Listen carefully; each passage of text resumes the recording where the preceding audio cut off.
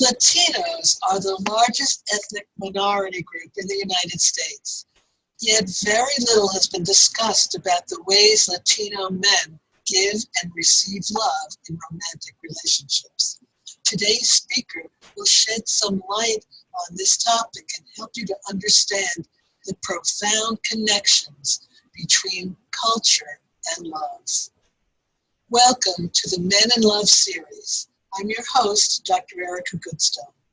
In this event, you will hear from thought leaders on the forefront of knowledge and experience about men and love. And today I'm delighted to be welcoming Dr. Juan Camarena. Welcome. Thank you, Dr. Erica. It's great to be here. And I would love to hear about your background and training and education and what led you to understand about men and love, and then specifically about Latino men and love and how they love. Sure, no problem. I got a master's in counseling let me see, that would be 2003, and graduated and went on to become a licensed marriage and family therapist. And in my work in therapy and communities, I worked with a lot in outpatient mental health systems, specifically with Latino communities. I felt like there was this knowledge gap that was missing. And so I went back to pursue my PhD in human sexuality. And my research has been specifically about Latino, African-American, and Afro-Latino men and the way they are in relationship and how men navigate multiple identities.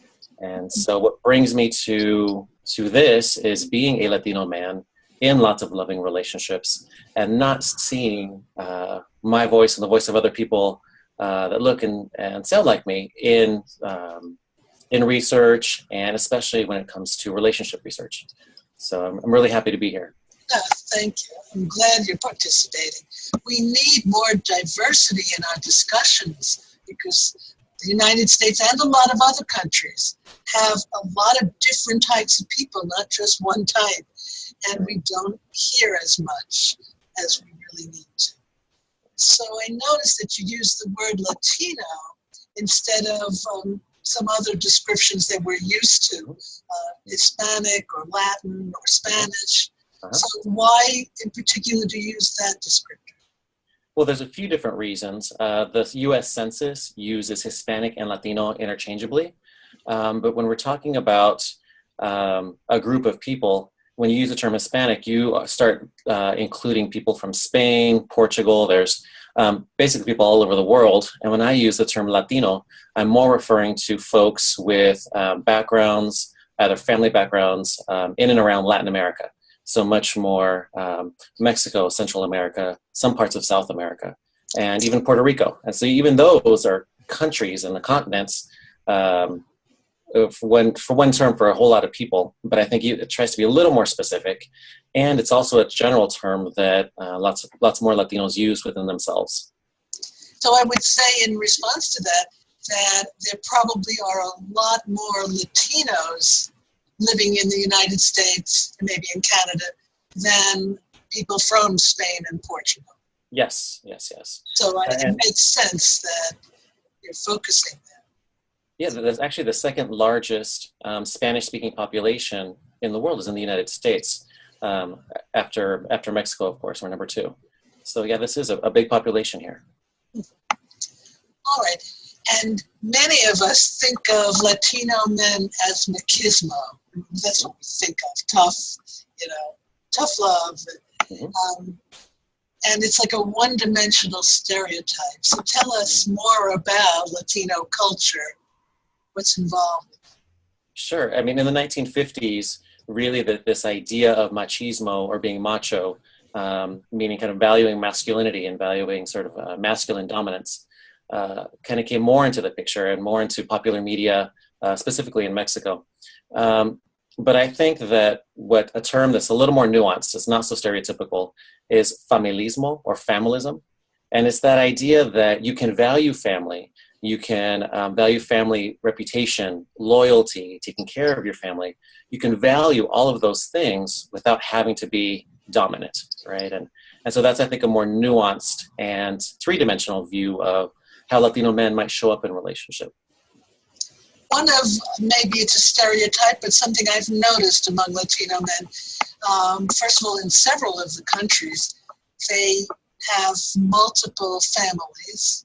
They have other wives or other women that they have children with, and they take care of a few families. We talked about that. Is that a general something that happens in the culture? So again, we're talking about, even the term Latino, we're talking about multiple countries across big geographic areas. And the idea of men being able to have multiple families isn't specifically Latino, right? And we see lots of that here in the US, lots of different ethnic backgrounds. And there is still in some countries the idea of that men can have more freedom to move within families, and as long as you can support your offspring, to be able to do that. But I think that what we're seeing as more families kind of come into acculturation models in the US, that really kind of goes away, and we look at much more egalitarian kind of roles and gender roles. So you are finding that it's shifting? Oh yeah, big time. I mean, just the influence of American culture all over the world is a part of that. But I mean, it's also important to keep in mind that a lot of indigenous societies didn't operate the way that U.S. society values, right? Where it's like two people who are in love together forever and just have this one family. And so a lot of indigenous cultures actually raise kids within communities, and it's a lot, it's not always a Judeo-Christian model. So it's a lot freer because they have support from other people. Sure. It's that idea of collectivism or familismo, right? The idea that there's people in your life that are related to you and not related to you, but that are family in extended ways. Well, there's also something beautiful about that, this support. Whereas in this country, we've gotten more and more isolated from family. Sure. Many people have isolated. I mean, and as good as, I mean, I do want to touch on that this is also where conflict tends to arise. When you and your partner have different ideas of who family is and who should be involved in your lives and at what rate. And so if Juanito and Juanita are in relationship, and Juanita wants to spend every weekend with her side of the family, and Juanito is like, gosh, why do we always have to spend time with your side of the family? That idea of, and you're too close to your family, why don't you have other friends? Why don't you go out on your own? Rather than seeing that as sort of personal deficits and what's wrong with you, I always encourage my clients, and I'm always looking to step back and say, okay, so you all have slightly different value systems here, right? Your value of being with your family as much as possible versus this other person's value of independence. Right? And you can hear some of the cultural scripts in here, right? So Americans really value independence and boundaries, and that's not always the case in Latin American countries. So how we can sort of look at that with that lens and navigate it as culture differences, as value differences, instead of personal deficits. Yeah, and as I was listening to you, it wasn't just a little disagreement, it's also listening to your parents and maybe valuing your parents and your extended family's opinions over your spouse or partner. Right. And don't we hear about that all the time, right? That like there's something wrong with that. No, it should just be the two people and you two make all your decisions independently. And so I just don't think that's always the case with Latino families, and Latino love doesn't always look quite like that. And so I guess I'm always careful to sort of mention that and to look at some of the nuances and some of the strengths and disadvantages of that, and really how to help folks negotiate that. And it's not easy. No, it is not, right? I wish it was easy. A lot of confusion on what works and what doesn't work. Mm-hmm. But that can also be some of the excitement, right? Keep us interested. Mm-hmm. And then you talk about something, usually we hear the term multicultural. Mm-hmm. You use the term ambicultural. So please explain that. Sure. Ambicultural is a term that I've read about and used with clients, and it's that skill set in navigating multiple worlds, right? Specifically for Latinos, the idea of navigating the American world where you're supposed to behave in a certain way. You walk into the workplace, you're not hugging and kissing people on the cheek like you would in family, right? So, or extended family, or cultural parties where the majority of folks are Latino, many folks will kind of come in, hug, a kiss on the cheek, maybe 2 kisses, depending on which Latino country you're from, and versus walking into work or code switching to where you behave in a more distinct kind of Americanized way. And this term just refers to that skill set and being able to switch back and forth, right? And so sometimes we get into issues where 2 people might code switch in different ways or have different value systems around that. But in general, even English to Spanish for folks that speak Spanish, for Latinos that speak Spanish, being able to either use English, more academic English in one setting at work versus using Spanglish or Spanish with family. And so that skill, navigating 2 worlds. And have you seen problems with this? People that come in with an issue around that specifically? Definitely. And I've actually seen this across sexual orientations. And so because folks are constantly navigating multiple identities, if you think about fatherhood, if you think about being a partner, and then if you think about being in a same-sex relationship, navigating all these multiple worlds and code switching in some ways, and I use that term code switching, just that idea that you can be different in different spaces and how you kind of keep track of all that. So if it was just us in isolation, that's one thing, right? But when you combine somebody else, you bring a partner with us, and you're both trying to navigate multiple worlds, that can be stressful.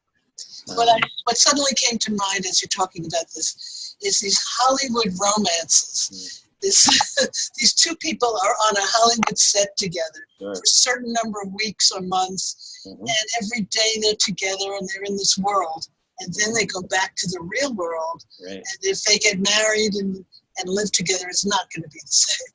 Sure. So when we live in isolation, it's a little easier. It is, but then we get lonely, right? We're not wired for isolation. We're wired for connection. And I think that Latinos are wired for, again, not all, and it depends on how long you've been in the US and what countries you're from. But I think we're wired for connection with multiple people and how to maintain our relationships with all the multiple people in our worlds and still make time for the partner that we love. And I think that's a stretch.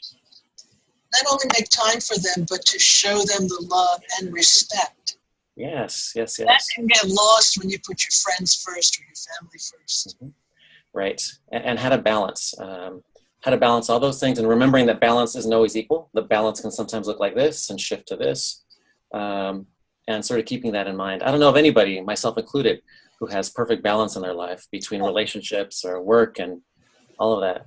I don't know about you, Dr. Erica. Do you have perfect balance in your life? Not at all. I'm doing this series right now. I have no balance. Sure. And no boundaries. It's any time of day and night, but it's a certain amount of time. And that's what happens. Work can take over for a while. The relationship can take over.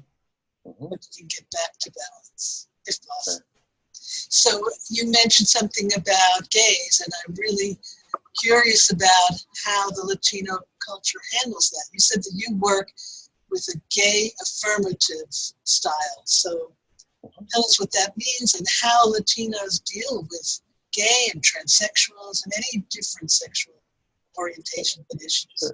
A lot of people in my private practice and in my research and in my teaching identify as LGBTQ, lesbian, gay, bisexual, transgender, queer or questioning, and Latino. And so for these folks, again, code switching and navigating multiple worlds can be complex. And I don't think there's any one understanding of LGBTQ issues across even one Latin American country, right? But what we're seeing now is these really rapid cultural shifts, I think a lot led by the US, in attitudes towards LGBTQ folks. And I know the last time I was in Mexico, there's billboards all over the place about this is not a place for homophobia.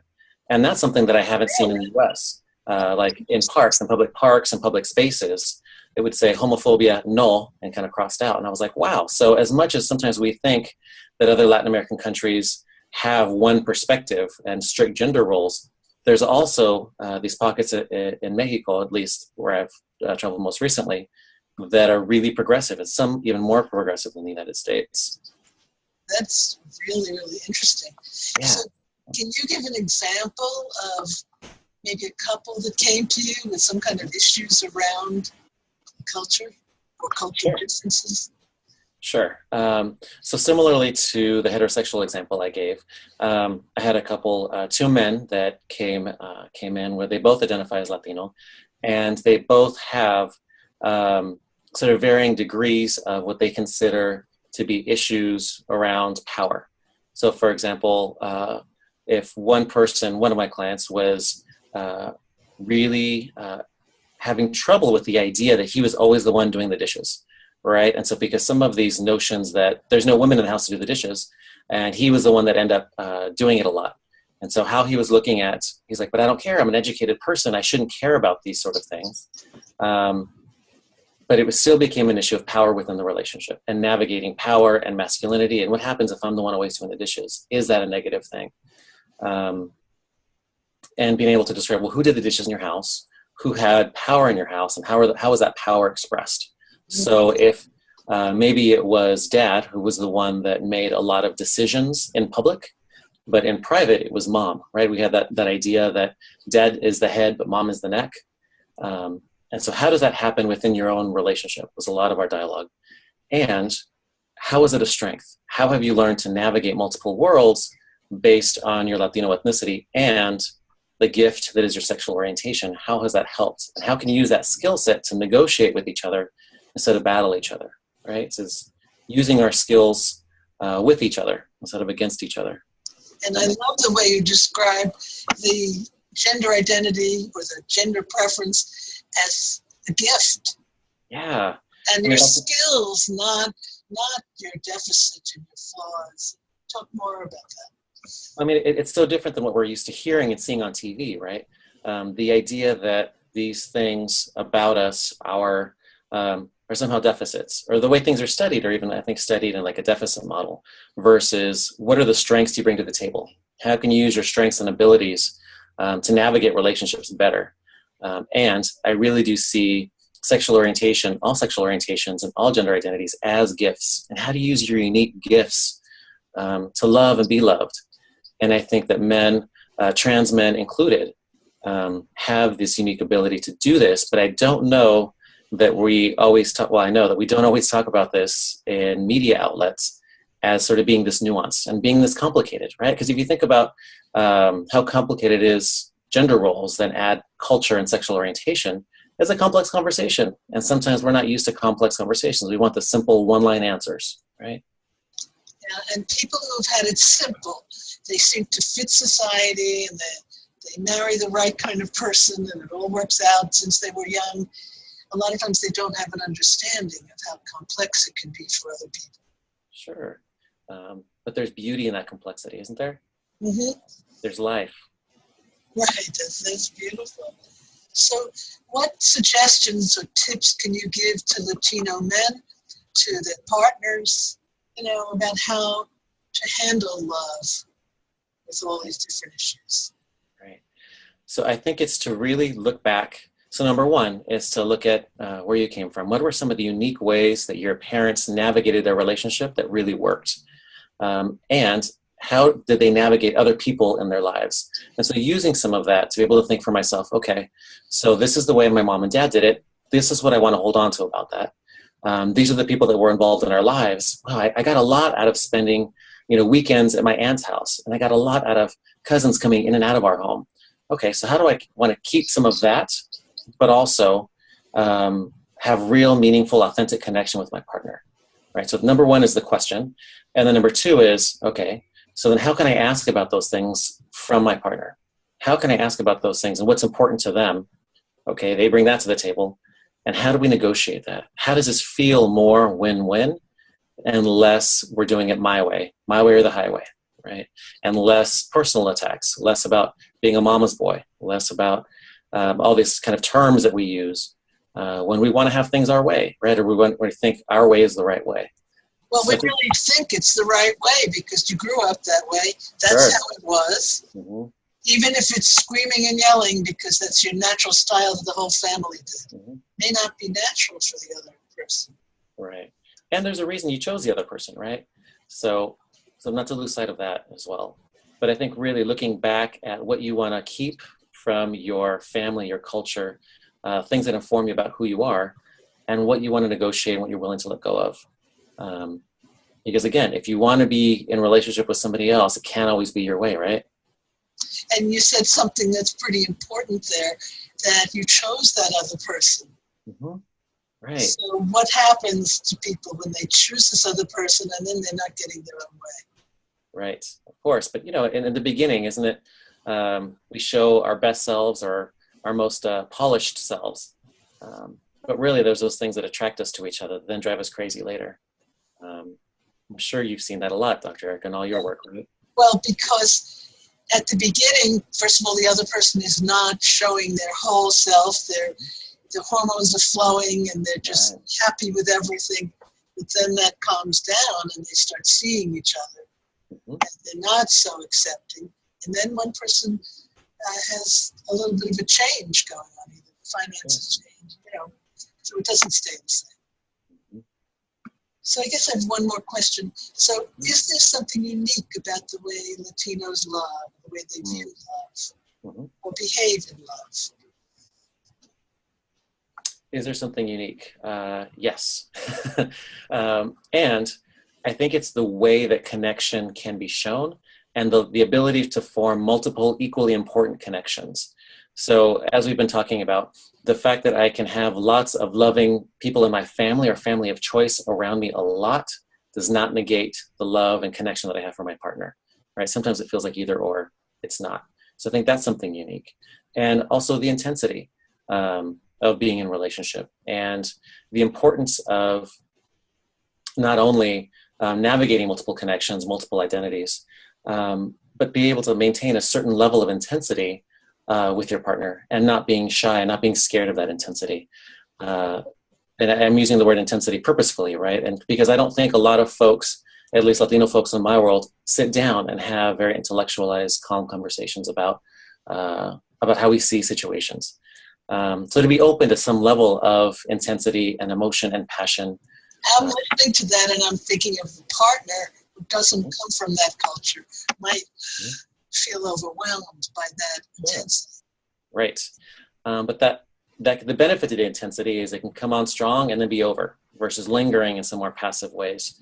But if both folks are understanding of that, both partners are understanding that, hey, even though we grew up in these real different ways, and in my house, we did talk, at half an hour at the dinner table, and that's where we kind of flush things out.